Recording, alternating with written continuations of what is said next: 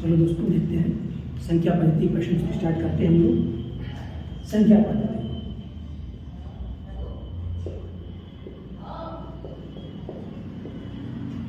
Number system.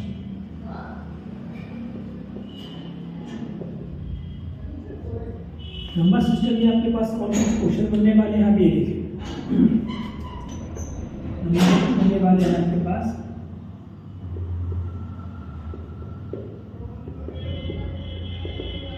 संख्याओं के प्रकार में से क्या क्या आपके पास बनेगा। ये तो छोटे से बच्चों वाला क्वेश्चन है। अभाज्य एवं भाज्य ये आपको पता होना चाहिए। उसके बाद पूर्ण एवं अपूर्ण, पूर्ण एवं प्राकृत संख्या।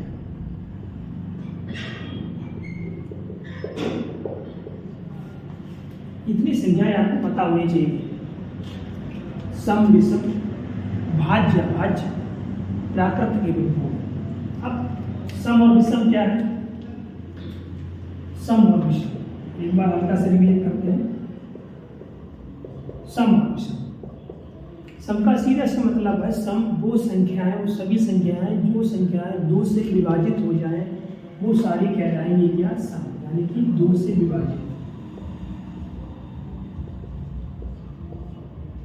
हम मेन क्वेश्चन पे पहुंचेंगे, पहले आपको संख्या पद्धति कॉन्सेप्ट समझ में आ जाएगा। 2 से विभाजित सम, और जो 2 से विभाजित नहीं होती है,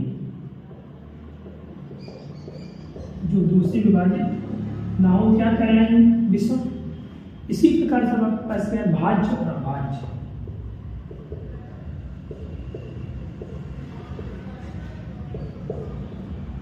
भाज्य और अभाज्य। भाज्य और अभाज्य की बात करें तो भाज्य वो संख्याएं होती हैं जिनके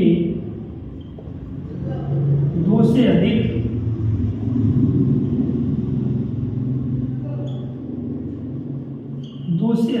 गुणनखंड हो जाए वो सारी कैसे कहलाएंगी? भाज्य। अभाज्य का मतलब होता है जिनके केवल 2 ही गुणनखंड हो। कितने?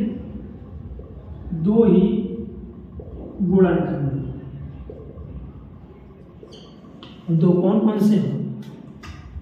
2 भी कौन से? एक तो 1 और दूसरा स्वयं। एक तो 1 और दूसरा स्वयं। एक कौन सा हो? स्वयं। यानी कि अगर मान लिया हमने संख्या कोई भी यहाँ पे लिख दिया, आपने मान लिया कि संख्या हमारे पास 3 है, हमें पता करना है ये कैसी है। और एक संख्या हमारे पास आप लिख दिया हमने 6। एक संख्या क्या होगी? 3, दूसरी क्या होगी? 6। और बताना इसमें भाज्य कौन सी है और अभाज्य कौन सी है। हमने भी क्या पढ़ा? जिनके 2 से अधिक गुणनखंड हो वो क्या कहलाएंगी? अभाज्य, भाज्य संख्याएं। और जिनकी 2 ही गुणनखंड हो वो क्या कहलाएंगी? भाज्य संख्या। तो अभाज्य और भाज्य मतलब भाज्य, इसको अधिक विभाजित ना किया जा सके। देखिए इसको अगर हम करेंगे क्या, तो करेंगे 1 3 3 या फिर 3 एकम 3, इसके अलावा कोई दूसरा ऑप्शन नहीं है। इसको देखें आप, 1 छक्का 6, 2 3 6, 3 दूनी 6 और 6 एकम 6। कितने गुणनखंड हो गए? 1 2 3 और 4। इसमें कितने हुए? 2। नियम क्या कहता है? यदि किसी संख्या के 2 से अधिक गुणनखंड हैं तो वो संख्या भाज्य कहलाएगी। और अगर 2 ही गुणनखंड हैं, या तो वो स्वयं से कटे, 3 है 3 एकम 3 स्वयं से कट गया, या फिर 1 से कटे। दोनों ही तरीकों में आप ध्यान रखें, जो संख्याएं स्वयं से कटती हैं या 1 से विभाजित हो, इसके अलावा किसी और से विभाजित ना हो, वो सारी संख्याएं कहलाती हैं अभाज्य संख्याएं। और जिस संख्याएं स्वयं और 1 के अलावा अन्य संख्याओं से भी कट जाती हैं वो संख्याएं क्या कहलाती हैं? भाज्य संख्याएं। अब एक प्रश्न में से बनता है, आप ध्यान रखिए थोड़ा सा, क्या बनता है? क्वेश्चन बनता है कि सबसे छोटी अभाज्य संख्या, इसका उत्तर होगा 2, यानी कि 0 2 लिख दिया है, इसका उत्तर 2। सबसे छोटी अभाज्य संख्या भी 2 है। और एक क्वेश्चन, और सबसे छोटी सम संख्या भी क्या है आपके पास? 2 क्वेश्चन हो गए। सबसे छोटी अभाज्य संख्या 2, और सबसे छोटी सम संख्या क्या होगी 2। एक क्वेश्चन और बनता है 2 ऐसी संख्या बताएं जो सबसे छोटी अभाज्य संख्या जो सम संख्या हो। अगर ऐसा कुछ कभी भी बने तो उसका उत्तर 2 ही जाएगा। ये मत सोचिए कि ये सम संख्या है तो ये अभाज्य संख्या नहीं होगी, क्योंकि 2 एक कम 2 और 1 दूनी 2, सबसे छोटी अभाज्य संख्या भी यही कहलाएगी और सबसे छोटी सम संख्या भी यही कहलाएगी। अब आप थोड़ा ये कॉन्सेप्ट हो गया आपके पास, कौन सा सम विषम हो गया, 2 से विभाजित होना हो, अभाज्य और भाज्य हो गया, भाज्य संख्या जिनके 2 सदाईकरण खंड हो, और अभाज्य संख्या 2 स्वयं और 1। अब बचा आपका पूर्ण और प्राकृत संख्या।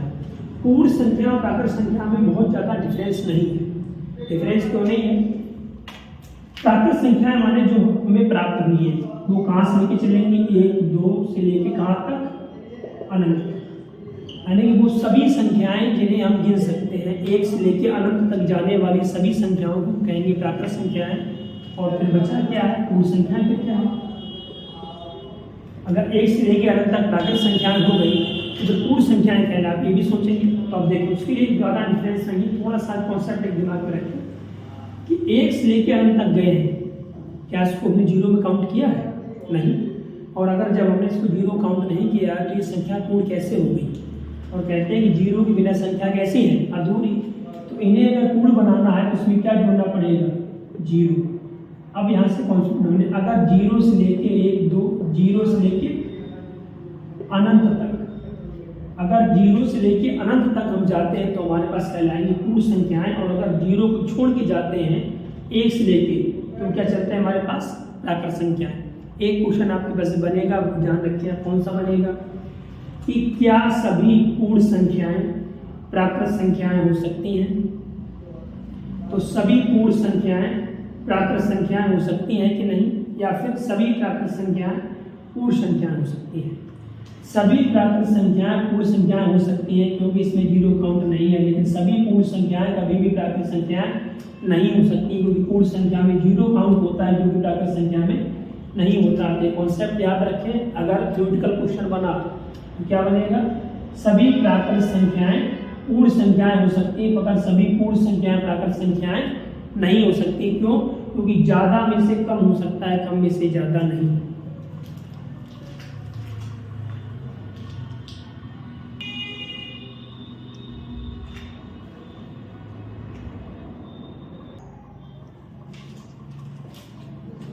ये आपके पास संख्याओं के आधारित प्रश्न बने।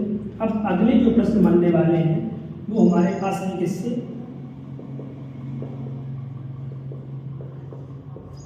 विभाज्यता के नियम। उसके बाद अगला बनेगा आपके पास ए बी और सी के फार्मूले से बनेगा। तीसरा आपके पास बनेगा इकाई अंक। चौथे विशेष क्वेश्चन जो इन सभी फार्मूलों को काउंट करके मिक्स करके बनाए जाते हैं। आज हम सबसे पहले इस टॉपिक खत्म करेंगे इकाई अंक, और कल इस पर बात करेंगे। अब देखिए इकाई अंक की बात करें, इकाई अंक के कई प्रकार से क्वेश्चन बनते हैं, और इसमें स्पेशली अगर हम बात करें 2 प्रकार क्वेश्चन बनेंगे। कैसे? एक बनेगी साधारण और दूसरे होंगे विशेष। विशेष से हमारे पास कैसे होंगे, जैसे x की घात 4। अगर हम यहाँ से कह दें कि 21 घात 4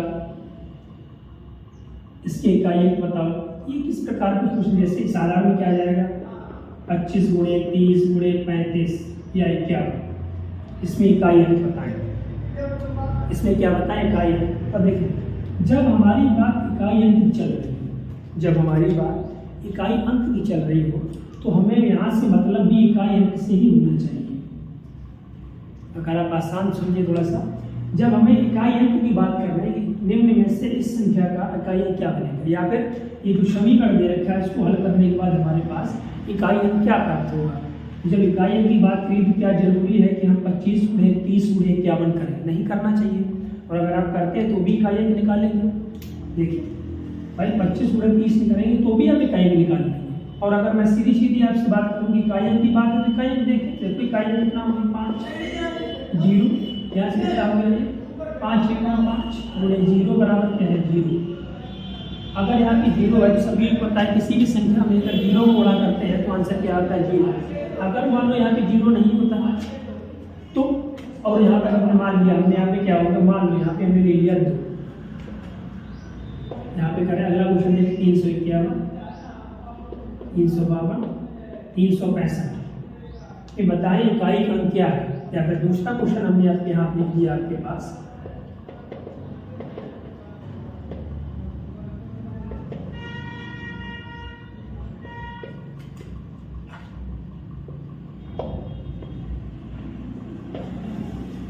निम्न में इसमें इकाई अंक बता, इसमें इकाई अंक बता है।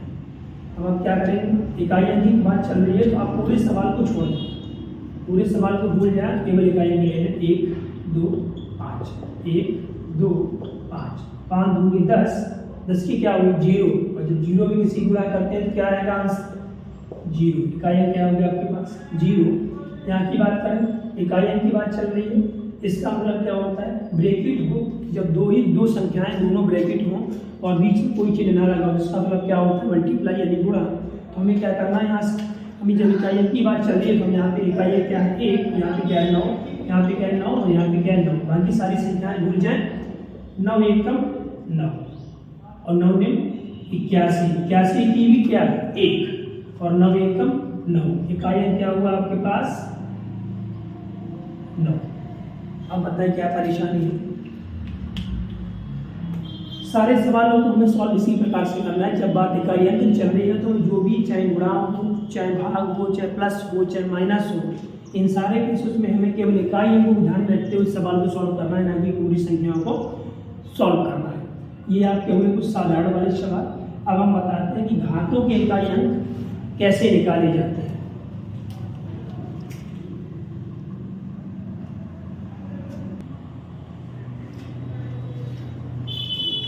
देखिए अब हम बात कर रहे थे घातों के इकाई अंक, यानी कि जो संख्या घात दे रखी है उसके इकाई अंक कैसे निकालेंगे। जैसे एग्जाम्पल हमने यहाँ पे लिख दिया 352 की घात 21, 352 की घात क्या लिखा है 21 और इसका इकाई अंक बताएं। तो आप हमें ये बताएं, इसका मतलब यहाँ से पहले थोड़ा सा आप ये देखें कि हमने अगर मान लो यहाँ पे लिख दिया होता है 3 की घात 5, इसका मतलब क्या होता है 2 की घात 5 है और 3 बना दिया। 3 की घात 5 अगर हमने यहाँ पे दे दिया तो क्या 3 का गुणा हम 5 बार करते रहेंगे, उसके बाद इकाई अंक पता करेंगे। बताइए थोड़ा सा। अब इसका मतलब ये हुआ ना कि 3 गुणे 3 गुणे 3 गुणे 3 गुणे 3 तो का 9, फिर 9 या 27 में 81 किया 343 करते रहे, आप करते रहे। यहाँ पे 3 तो का 9 हो गया, 9 की घात करते रहे, या जो भी एक्स वाई जो भी उत्तर आता है उसके बाद आप आंसर बता पाएंगे क्या भाई। 3 तो का 9, 9 की 27 थी 81 और 8 की 24, 243 आ गए। अब यहाँ पे आ गया कितना 243। तो इकाई अंक कब निकाल पाएंगे 3 पर, 3 आया इकाई अंक बता देंगे मल्टीप्लाई करते हुए। मान लो यहाँ पर मैंने 15 लिख दिया होता, 3 की घात हमने यहाँ 15 लिख दिया तो क्या इकाई अंक देखिए 15 बार 3 का 15 बार क्या गुणा करेंगे, चलिए जाएंगे सी करते रहेंगे। सवाल कैसे लगाएंगे, कब आंसर बताएंगे नहीं, आपके तरीका नहीं अपनाना, आपको अपनाना क्या है जो भी ये आपका क्या हो गया, एक होता है आपके पास थोड़ा फार्मूला ध्यान रखिए, ये हो गया आधार जिसे लोग बेस बोलते हैं, आधार या बेस। ये आपके पास क्या होगी घात। आपको करना क्या है कि जो भी आपके पास घात दे रखी है उसमें आपको 4 का भाग देना है। क्या करना, जो भी घात दे रखी है उसमें आपको 4 का भाग देंगे और जब 4 का भाग देंगे तो आपको कुछ शेष बल प्राप्त होगा, शेष बल प्राप्त होगा और शेष बल जो प्राप्त होगा वो 3 संख्या हो, या तो 1 या 2 या 3 या हो सकते हैं 0 प्राप्त। ये तो कुछ नहीं बचेगा तो 0, या तो 1 बचेगा 2 बचेगा 3, क्योंकि जब 4 का भाग देंगे तो 4 से कम होगा वही तो शेष बल बचेगा और 4 से कम 3 ही संख्या होती 1 2 और 3, और जब कुछ भी नहीं होगा 4 एक कम 4 कट जाएगा तो वहाँ पे क्या होगा 0। बस हमें ये याद रखना है कि जब 0 आए तो उसको भी क्या मानना है 4 1 2 3 और 4, कितने शेषफल हो गए हमारे पास? 1 2 3 और 4। 4 बराबर क्या है? 0। ठीक। और जब शेषफल मिल जाए तो हमें करना क्या है? फिर जो आधार मिला हुआ है तो आधार की घात क्या करनी नहीं है? आधार की घात में बना देना क्या है? शेषफल। अब देखिए बस यही से आपका उत्तर हो जाएगा। ये तो आपको फार्मूला थोड़ा सा समझ में आएगा कि आप उदाहरण देखना कैसे करेंगे। हमने यहाँ पर आपके पास लिया था 352 की घात 21। अब यहाँ पे देखो पूरा क्या है, इसे छोड़ देंगे, इकाई की बात कर रहा हूँ, केवल इकाई लेके चले। कितना हो गया? 2 की घात 21। घात कितनी है? 21। हमने क्या बोला? घात 3 बटे क्या करना है? 4। 4 का पारा पड़े, 4 पंचे 20, बचा कितना? 1। आपके पास शेषफल कितना आ गया? शेषफल आपके पास कितना आ गया? 1। अब 1 को क्या करना है? आधार की घात बना देना। आधार कितना है यहाँ पर? 2। 2 की घात क्या है? 1। 2 एकम 2। इकाई कितना आ गया आपके पास? 2। जब भी ऐसे क्वेश्चन मिले आपको सिर्फ एक ही बात करना है। क्या करना है कि आधार हो गया, घात हो गया, संख्या हो गई और घात हो गई। संख्या में से केवल इकाई अंक आपको लेना है। जो भी यहाँ पे घात दे रखी है उसमें 4 का भाग देना है। और जब 4 का भाग देंगे तो 4 के भाग के बाद शेषफल बचेगा और शेषफल 2 ही चीज बचेगी आपका। तो 0 आएगा, तो कुछ नहीं बचेगा तो 0, यहाँ पर 1 बचेगा, 2 बचेगा, 3 बचेगा। अगर 1 2 3 आता है तो शेषफल डायरेक्ट आपको मिल गया। अगर 1 2 3 आता है तो आपको शेषफल मिल गया सीधा सीधा। अगर नहीं आता है, 0 आता है तो 0 बराबर आप क्या रखना है? 4। उसके बाद आप क्या करना है? ये शेषफल हो गए, जो इकाई अंक था उसकी घात क्या बना देनी? 1 2 3 4। 1 बनाएंगे तो 1 बार, 2 करेंगे 2 बार, 3 करेंगे 3 बार, 4 करेंगे तो 4 बार मल्टीप्लाई कर दें। और आप यहाँ 4 बार मल्टीप्लाई करने का मतलब है आपका आंसर आराम से आ गया। जबकि यहाँ 21 भी हो सकता है और हो सकता है यहाँ 1921 भी हो। 21 भी दे सकता है, 1921। इस प्रकार से आप किसी भी प्रकार इकाई अंक का यहाँ पे निकाल सकते हैं। आज यही बात करेंगे हम। इसके अलावा आपका 3 प्रश्न और देंगे हम कल से। इस चीज़ पे विशेष चर्चा करेंगे इस पे। उसके बाद किस पे? विभाजकता के नियम, इकाई अंक के बारे में डिटेल बताएंगे। उसके बाद विभाजकता नियम, ये आपको अगले वीडियो प्रोवाइड होंगे। और अगर आपके हमारे चैनल आपको अच्छा लग रहा है, हमारे पढ़ाने का तरीका अच्छा लग रहा है और अगर आपका फायदा हो रहा है तो प्लीज़ हमारे चैनल को लाइक करें, शेयर करें और सब्सक्राइब करें और हमारा सपोर्ट बनाए रखें, जिससे कि हमें मनोबल प्राप्त हो। हम आपके साथ इस प्रकार से खड़े रहें और हम और आप दोनों मिलकर सफलता की सीढ़ी पर प्राप्त करें। धन्यवाद।